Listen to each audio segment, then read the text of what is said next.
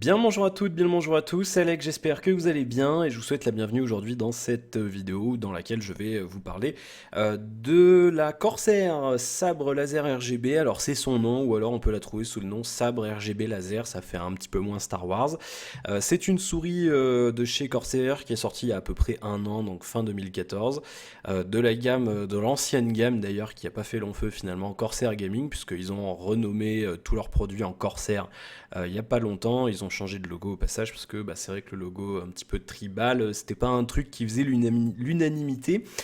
Euh, donc du coup dans cette vidéo que j'appellerais quand même critique, même si je vais pas forcément donner de notes ou je vais pas non plus passer en revue tous les aspects, je veux dire, je vais vraiment vous parler comme si vous étiez mon ami, que j'étais venu chez moi et que je vous parlais de la souris comme ça, comme j'ai l'habitude de le faire d'ailleurs pour la plupart des critiques que je fais.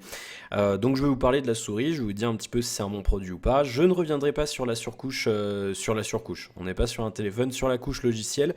Je l'ai déjà faite dans la vidéo critique de la M65 ici.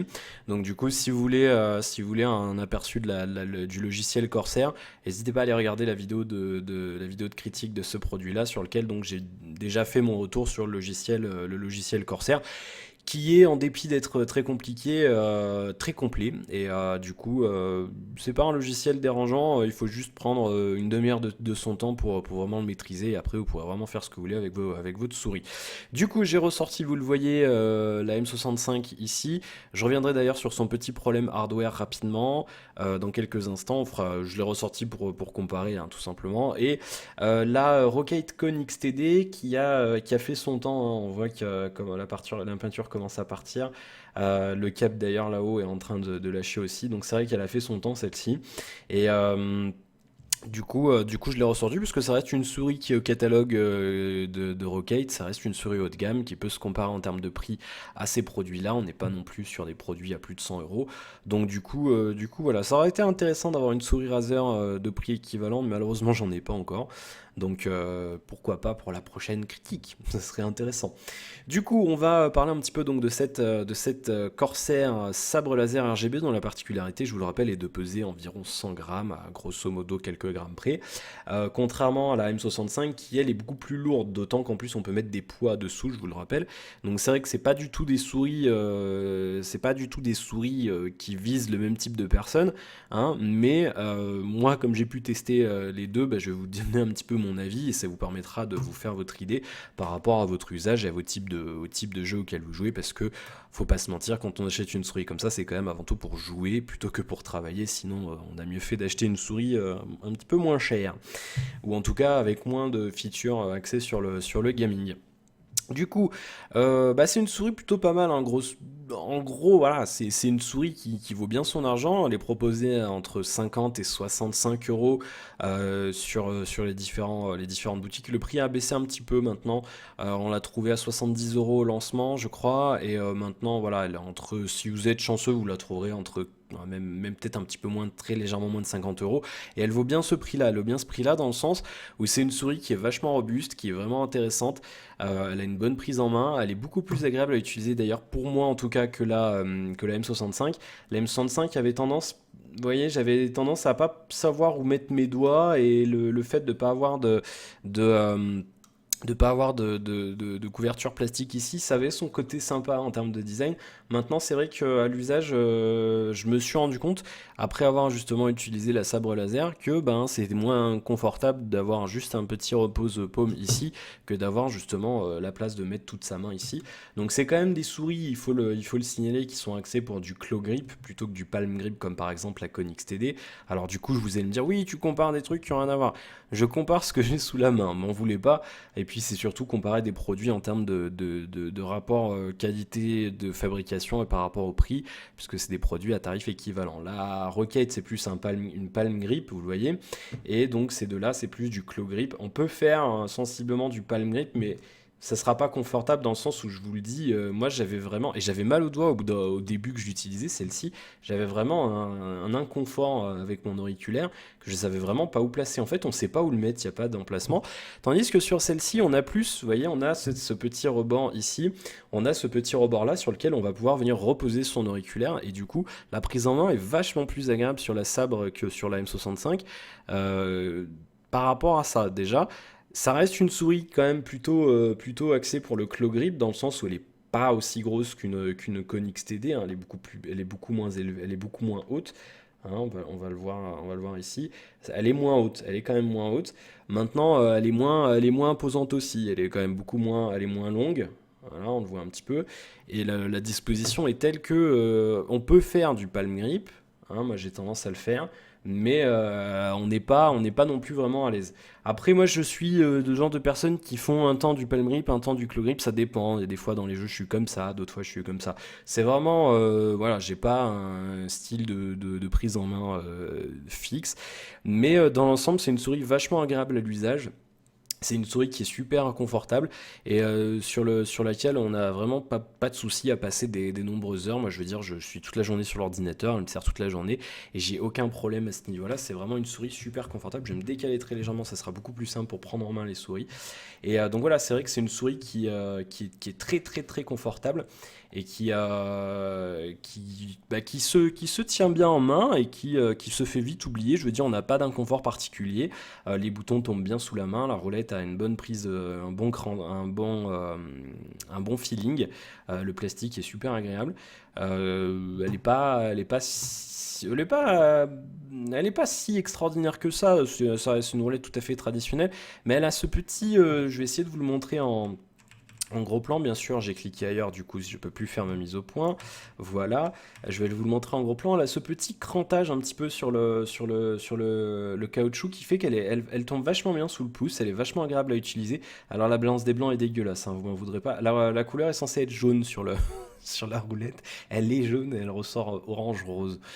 Mais c'est vrai quoi, elle est vachement agréable à prendre en main. Elle est beaucoup plus agréable d'ailleurs que celle d'une Rocate. Une Rocate, le crantage est il est beaucoup moins fin et la roulette est elle est vachement bombée. Vous voyez ce que je veux dire?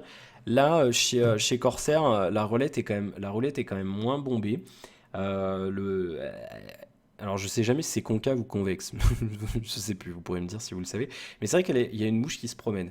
Elle est vachement moins bombée et du coup elle est beaucoup plus agréable à prendre en main. La gomme est beaucoup moins, vous voyez vu qu'on a beaucoup plus comment on appelle ça? On a beaucoup plus de rainures, enfin je sais pas comment, enfin vous avez compris ce que je voulais vous dire quoi. Elle est beaucoup plus facile à agripper, le doigt glisse pas dessus comme celle de chez Rocate et comparé à une roulette de M65. Alors c'est un choix, vous ferez votre choix vous-même, hein, c'est un choix complètement personnel. Là, elle est pas bombée, elle est même c'est l'inverse et le crantage est différent, les rainures sont différentes. Elle tombe bien aussi sous le doigt, mais j'ai quand même tendance à préférer celle de la sabre laser. Elle est moins large et du coup c'est vrai je trouve elle est plus agréable, elle se fait plus discrète, elle est plus agréable à l'usage. Alors après bien sûr c'est totalement subjectif, mais dans l'ensemble voilà c'est une souris qui est super agréable à l'usage. Les boutons ne sont pas trop durs, ils sont assez faciles de clic. Ils sont peut-être un petit peu moins durs d'ailleurs que sur une M65. La roulette en tout cas est beaucoup moins dure et sur cette souris là j'ai eu un problème technique. D'ailleurs c'est pour ça que j'ai changé. Regardez, je vais appuyer sur la roulette et la couleur ne change pas. Elle est programmée pour changer de couleur quand j'appuie dessus, hein, comme sur celle-ci, je vous le montre. Voilà, j'ai programmé ça sur mon logiciel. Quand je fais un clic roulette, vous voyez, il y a une réaction, la LED de la roulette change de couleur. Problème, c'est que sur la M65, donc la roulette s'est mise à déconner. La roulette s'est mise à déconner et du coup, petit problème hardware. Donc, vous voyez, faut que j'appuie comme un forcené sur la roulette pour qu'elle fonctionne. Alors je vous en parle là-dedans parce que bien sûr je ne vais pas éditer la vidéo que j'ai faite sur l'M65, mais voilà, si vous cherchez une souris et que vous hésitez, prenez garde, ce problème est connu, il est pris en charge par la garantie de chez Corsair, mais voilà, la roulette elle a tendance à être un petit peu fragile sur ce modèle-là. Alors Peut-être que ça le fera aussi sur ce modèle-là. J'ai pas vu de retour particulier sur sur les roulettes, sur les molettes, mais voilà. En tout cas, celle-ci est beaucoup plus agréable d'usage. Un truc que j'aime beaucoup côté design, c'est elle est totalement dénudée cette molette. Ça fait que la poussière va pas se coller au fond. Vous voyez, par exemple, ici et sur beaucoup de souris, on a la molette et on a un espèce enfin, de socle en fait dessous, on a une espèce de sol, enfin, le châssis de la souris qui vient dessous la roulette. Et c'est vrai que du coup elle a tendance à vraiment choper la poussière, et là c'est encore pire chez Rocate, la roulette est enfermée en plein milieu de la souris, et je vous assure que là-dessous vous prenez une aiguille ou un couteau, vous ressortez des tonnes de poussière parce que vos doigts, machin, mangent devant l'ordi, il y en a partout, ça tombe dedans. Et c'est vraiment l'intérieur de la souris est un nid à poussière. Alors bon, c'est dedans, donc forcément ça pose pas de problème. Mais voilà, c'est vrai que c'est quand même vachement agréable d'avoir ce design là, et je trouve que c'est quand même ça fait son effet. Il y a l'espèce de prise d'air là comme sur une voiture qui fait son petit effet aussi. Côté design, après bien sûr c'est encore une fois super subjectif, c'est vous qui déciderez si c'est joli ou pas, mais c'est un design qui fait bien son petit effet. Moi j'aime assez. Le plastique est de bonne qualité, c'est encore en vêtement soft touch, on a du soft touch partout sur la souris. Il n'y a pas de métal, hein, c'est une souris entièrement en plastique. Pour qu'elle soit aussi légère, forcément on peut pas forcément utiliser du métal. Petit reproche, c'est un point de vue qualitatif, c'est ces boutons-là, les boutons pour changer par défaut, c'est pour changer le réglage du DPI. Ils sont assez, je vais vous les montrer de plus près. Ils sont vachement, comment vous dire, ils sont ils sont pas très quali, ils bougent un petit peu, ils sont pas extraordinaires. Et surtout, en fait, vous allez voir un truc, je vais essayer de vous le montrer. En fait, c'est un seul bouton. C'est pas deux boutons séparés, vous le voyez, c'est un seul bout de plastique. Et en fait, je peux changer. Donc là, je monte mon DPI, je descends mon DPI. Vous allez voir, c'est rouge, vert, bleu clair, rose, bleu foncé. Et donc, en restant là-dessus, je peux redescendre ou monter mon DPI en restant sur le bouton du haut, parce qu'en fait il y a un seul pivot, il y a un seul truc qui fait pivot en dessous, comme vous savez, comme un bouton volume en fait sur votre portable par exemple, et du coup ça fait qu'avec le bouton du haut on peut monter ou descendre les DPI, il n'y a pas besoin d'aller appuyer sur le bouton normal. Donc ça fait un petit peu tâche par rapport au reste de la souris qui est quand même vachement quali, je trouve. Et je trouve ça un petit peu dommage. On n'a pas ce problème là avec les boutons sur le côté, on a vraiment deux boutons différents. Et donc par exemple sur celui-là vous pouvez pas appuyer en même temps sur les deux boutons. Vous voyez, c'est pas possible techniquement, alors que sur ceux-là, on peut sans problème. C'est vraiment deux boutons distincts, ici, aucun souci. Mais c'est vrai que ces deux-là font un petit peu tâche, on dirait qu'ils se sont dit, tiens, on va rajouter un indicateur un changement de DPI, on va le mettre là, on met un petit bouton vite taf, et puis ça fera le job. Mais du coup, c'est dommage, parce que je trouve que ça gâche un petit peu, et ça fait un peu tâche par rapport au reste de la qualité de la souris. Et je trouve ça un petit peu dommage, sachant que ces deux boutons-là sont extrêmement bons. Et ils tombent bien sous le pouce, ils sont assez larges. On a le pouce qui se repose là, et quand on a besoin, on a juste à faire comme ça. Ou alors, moi j'ai tendance à rester comme ça, et quand j'en ai besoin, je fais monter mon pouce très légèrement. Sinon, il y en a qui ont l'habitude de laisser leur pouce comme ça. Ça pose pas de problème, c'est pas fatigant dans les deux cas. Mais voilà, c'est des boutons vachement plus agréables en tout cas que ceux de la M65, qui étaient beaucoup plus fins, hein. Vous le voyez ici, d'ailleurs à l'usage, l'espèce de plastique métal ici, c'est usé. Mais voilà, ils sont quand même ils sont plus épais, dans le sens où on n'a pas le bouton sniper qu'on a sur la M65 ici, donc. Et c'est un choix à faire. Le bouton sniper me manque pas, je vous avoue, il est sympa, mais il me manque pas non plus. Donc c'est un choix à faire. Après, vous verrez le choix que vous voulez, vous, hein, pour votre souris. Mais voilà, prenez en compte ce fait-là. Là, on a un bouton sniper, c'est bien. Maintenant, on a deux boutons latéraux qui sont quand même beaucoup moins épais, beaucoup moins agréables à l'usage que ces deux-là sur la sabre laser. Comparé à une souris de chez Rocate, on est à peu près dans le même type de configuration en termes d'épaisseur de bouton. Ça reste agréable de manière équivalente, donc pas de souci. Mais c'est vrai que là, sur la M65, on est en deçà, hein, de là-dessus en termes d'agréabilité, quoi, de confort, c'est même le meilleur mot à utiliser. Donc c'est un petit peu, voilà, c'est à vous de voir, il y en a pour tous les goûts. Ce bouton-là est vachement sympa, après, pour suivant ce que vous voulez en faire. Moi, je vous avoue, je m'en sers pas. Et je vous le dis tout de suite, je m'en sers pas, il n'a pas de configuration, il est inerte sur ma souris. Mais c'est pareil, c'est un bouton sympa, dans le sens où on peut y accéder en étant comme ça. Alors Je vais me replacer ici, je vais refaire ma mise au point, ne bougez pas, voilà. On peut s'en servir donc en faisant comme ça, on est en train de jouer, pam, on descend notre doigt ici, on est sur la roulette, on peut faire comme ça. Ou sinon on peut même carrément s'en servir si vous faites comme moi des fois, avec vos trois doigts ici, on peut s'en servir en faisant comme ça. Voilà, et donc ça a son utilité si on est sur roulette, on est en train de jouer, on est sur CS par exemple, ou peu importe le FPS, bam bam, hop, roulette, on appuie au milieu, on peut lancer une grenade. Il est pas mal, mais vous pouvez y appuyer vraiment avec votre phalange ici. Donc c'est quelque chose d'intéressant. Je pense que c'est vraiment l'usage fait pour ce bouton. On peut vraiment y accéder avec le majeur ici. Alors vous m'excuserez, je vous fais un semblant de fuck. C'est pas, ne vous offusquez pas, hein, c'est pas méchant. C'est pour vous montrer. Donc on a notre majeur sur la roulette, tac tac, hop, clic phalange sur le bouton du milieu. Et c'est intéressant, c'est un placement intéressant. Et donc du coup, il remplace un petit peu le bouton sniper qu'on a sur la M65. Chez Rockite, on avait nos boutons DPI ici, on avait un bouton ici. Ce bouton-là, je l'utilisais pas spécialement non plus, et je le trouvais moins... Il est finalement moins accessible, je trouve, parce qu'on est comme ça en train de jouer avec notre souris. Et c'est vrai qu'il faut quand même avancer son doigt. Vous voyez, quand on est comme ça, il faut quand même aller le chercher. Il est pas super facile d'accès finalement ce bouton. Donc du coup, il est pas... Je pense qu'il est mieux placé au niveau de la phalange et d'avoir mis les boutons de DPI sur ce côté-là, où ils auraient été bien ici aussi, hein, bien sûr. Mais je pense que c'est plus intelligent d'avoir un bouton ici que ici. Après, le bouton sniper sur le côté, il est intelligent aussi, mais il faut le vouloir. Il faut le vouloir, ça enlève un petit peu en confort, parce qu'on a un bouton en plein milieu. Mais du coup, si vous voulez pas forcément avoir beaucoup de boutons, ben, moi j'ai tendance à préférer encore une fois ce placement-là, plutôt qu'ici. Voilà, entre les deux, parce que comme je vous le disais, on est obligé d'aller le chercher un petit peu loin quand même, hein. Vous voyez, on est là, pour essayer de vous montrer, on joue comme ça, il faut quand même avancer un petit peu son doigt, un petit peu sa main, c'est pas le truc le plus confortable, c'est que quand on est sur la roulette, on a juste à faire comme ça, bam, pour cliquer au milieu, et du coup c'est vrai que ça a son petit quelque chose. Donc après, voilà, encore une fois, ça sera à vous de savoir ce qui vous plaît ou ce qui ne vous plaît pas en termes de confort. L'idéal, bien sûr, si vous pouvez, c'est d'aller en magasin, d'essayer la prise en main. Pas tous les magasins ne la proposent à l'essai, hein, bien sûr, c'est un petit peu dommage. Mais en général, sur ces packaging de souris, je vous le montre et je vous le rappelle, ils ont l'intelligence en général de proposer un packaging qui s'ouvre comme ça, qu'on peut ouvrir comme ça en magasin et vous pouvez mettre votre main sur le plastique. Alors certes, c'est plus gros que sur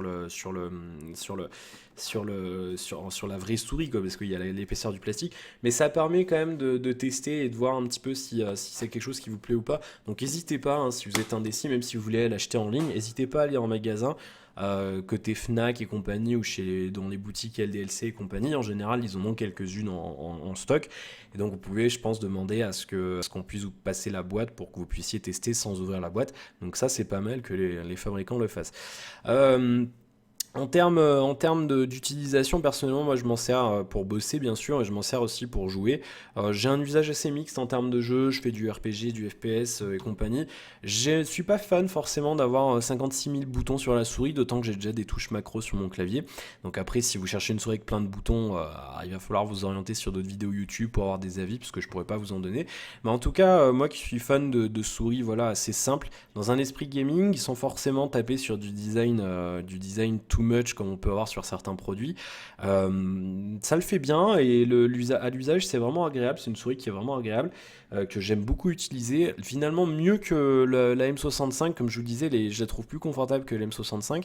Et en termes de comparaison avec un produit Rockite, si vous avez ce produit-là ou si vous hésitez, l'usage, la différence se fera en fonction de votre attrait pour le logiciel, les possibilités de personnalisation qui sont peut-être plus avancées sur le logiciel de Corsair. Là, vous le voyez par exemple, chez Corsair, on peut personnaliser chaque LED, bien sûr, on peut faire des effets d'éclairage. Vous le voyez sur celle-ci, j'avais personnalisé la LED qui fait un éclairage jaune vers le bleu pour rappeler l'alliance sur World of Warcraft. Vous pouvez personnaliser chaque effet de touche, c'est-à-dire quand vous faites un clic molette par exemple, comme je vous l'ai montré, ça peut s'illuminer d'une certaine manière, ça peut clignoter, etc. Chose qu'on ne peut pas faire, peut-être qu'on peut le faire maintenant avec les nouveaux logiciels de Rockite, je ne pense pas, mais en tout cas voilà, il y a plus de possibilités de personnalisation avec le logiciel de Corsair.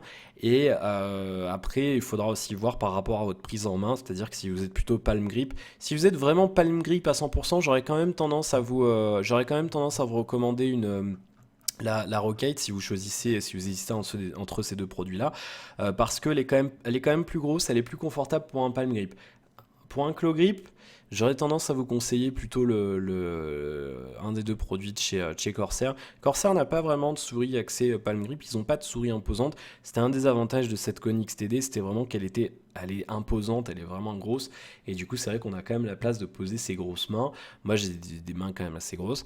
Donc du coup, c'est vrai que si vous avez des petites mains, la Kone risque d'être un petit peu limite. Si vous avez des petites mains, par contre, pour un palm grip, celle-là passera sans problème. Donc, ça sera vraiment à vous de voir, c'est vraiment, encore une fois, c'est vraiment un truc qu'il faudrait tester en magasin avant de pouvoir prendre sa décision. Je sais que c'est pas toujours facile, c'est pas toujours possible, mais voilà, dans l'ensemble, sans vouloir après dire ça vaut 5 sur 20, 15 sur 20, j'en sais rien, c'est pas le but de cette vidéo, mais dans l'ensemble, voilà, c'est un produit que je vous recommande quand même, qui est super agréable à l'usage. On verra dans le temps, je pense que le soft touch s'usera peut-être moins que l'espèce de plastique métal ici qu'on a sur la M65. Vous voyez que je m'en suis servi 2-3 mois et il est déjà vachement, il est vachement devenu lisse. Donc ça s'usera peut-être un petit peu moins.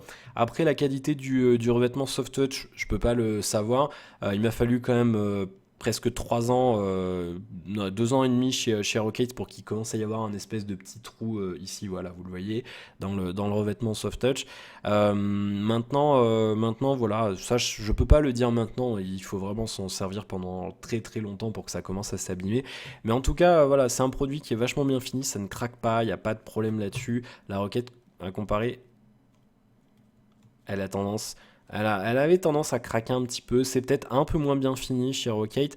Maintenant, Maintenant, voilà, ça reste des produits sympas aussi chez Rockate, hein, aucun problème avec cette marque. Mais pour revenir à ce produit-là qu'on est en train de traiter dans cette vidéo, c'est un produit bien sympa. Je vous invite encore une fois à regarder l'autre vidéo sur la M65 si vous voulez des infos sur le logiciel, parce que je ne vais pas en reparler là. Ça reste un logiciel très complet, vous pouvez faire un petit peu ce que vous voulez avec. Maintenant, voilà, il faut prendre le temps de le prendre en main, ça prend une demi-heure, voire 1 heure. Une fois que vous avez compris le principe des profils et des modes, ça ne devrait pas poser de problème. Et puis il y a plein de templates sur les forums, sur internet, sur le site de Corsair, donc vous pourrez trouver quelque chose de personnalisable assez facilement. Sachant qu'après, si vous avez un clavier Corsair, c'est super intéressant de prendre un produit Corsair, comme si vous avez un clavier Rockate, c'est intéressant de prendre un produit Rockate, ça se complète bien. Donc après, ça sera à vous de voir en fonction de votre budget, de vos envies et surtout, comme je vous le disais, de votre prise en main de souris. C'est quelque chose d'important si vous jouez beaucoup et si vous passez beaucoup de temps sur votre ordinateur.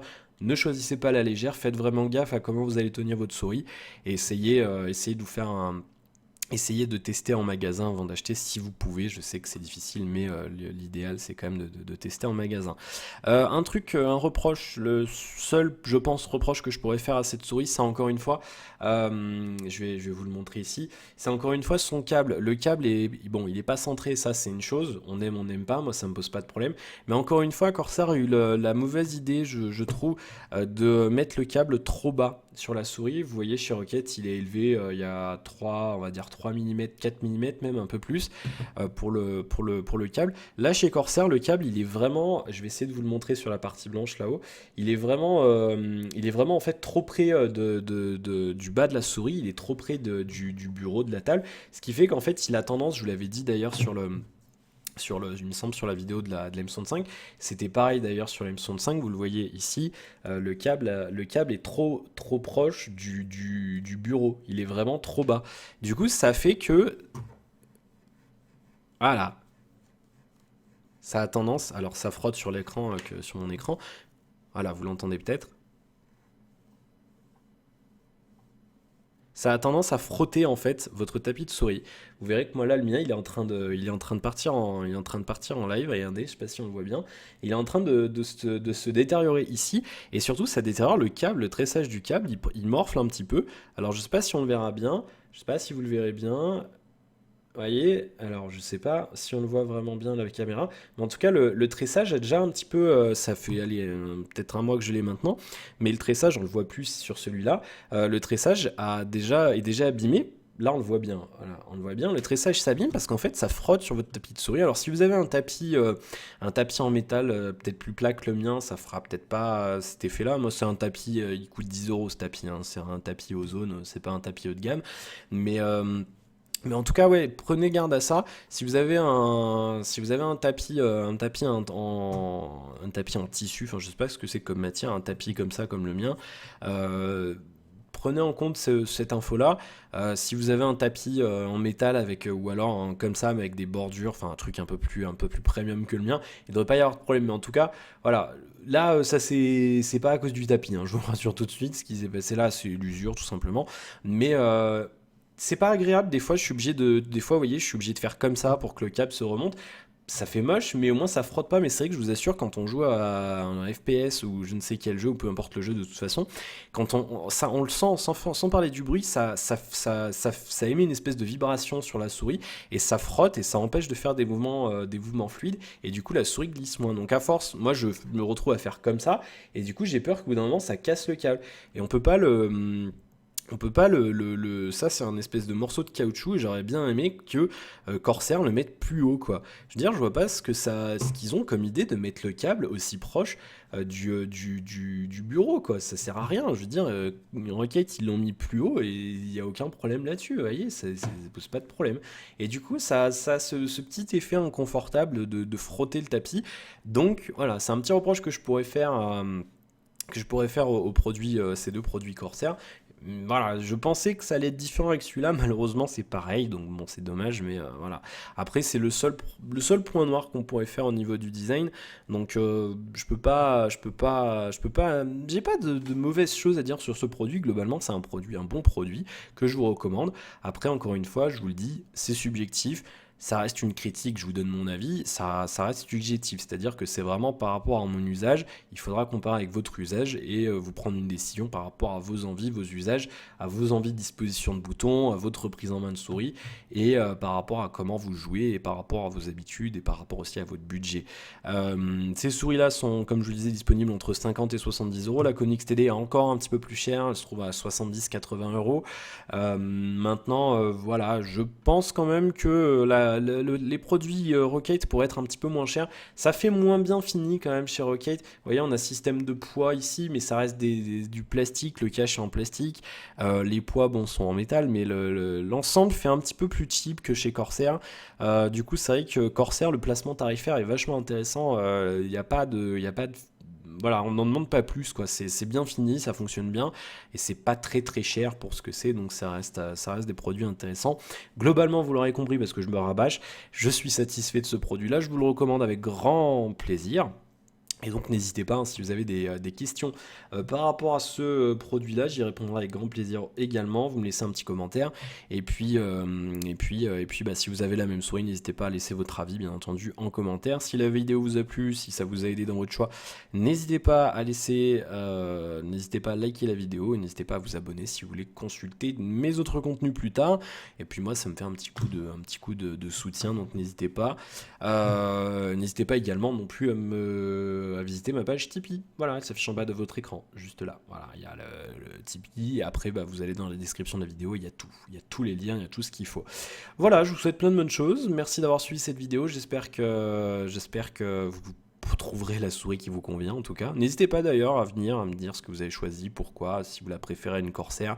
Si vous avez une Corsair et que vous avez changé pour un autre produit, n'hésitez pas non plus à venir me dire ce que vous avez choisi. Et puis, bah, je vous retrouve très bientôt pour de nouvelles aventures. À la prochaine, salut!